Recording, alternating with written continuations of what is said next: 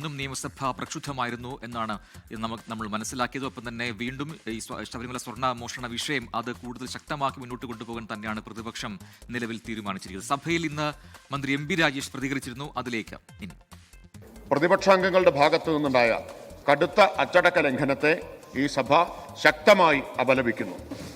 ഇപ്രകാരം സഭാ ചട്ടങ്ങളും നടപടിക്രമങ്ങളും കീഴ്വഴക്കവും ചെയറിന്റെ നിർദ്ദേശങ്ങളും ലംഘിച്ചുകൊണ്ട് സഭയുടെ സുരക്ഷാ ചുമതലയുള്ള ചീഫ് മാർഷലിനെ ഗുരുതരമായി പരിക്കേൽപ്പിക്കുകയും ചെയ്തതുമൂലം Shri Roji M John, Shri M Vincent, Shri Saneesh Kumar Joseph എന്നീ നിയമസഭാംഗങ്ങൾ സഭയുടെയും സഭാധ്യക്ഷന്റെയും പ്രത്യേക അവകാശങ്ങൾ ലംഘിച്ചതായി ഈ സഭ വിലയിരുത്തുന്നു.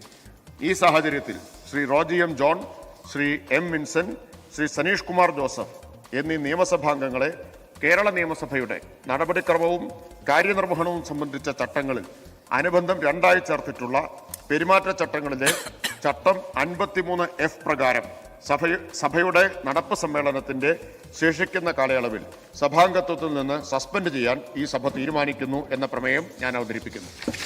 ബഹുമാനപ്പെട്ട പാർലമെന്ററി കാര്യ വകുപ്പ് മന്ത്രി ഇവിടെ അവതരിപ്പിച്ച പ്രമേയത്തെ അനുകൂലിക്കുന്നവർ, പ്രതികൂലിക്കുന്നവർ?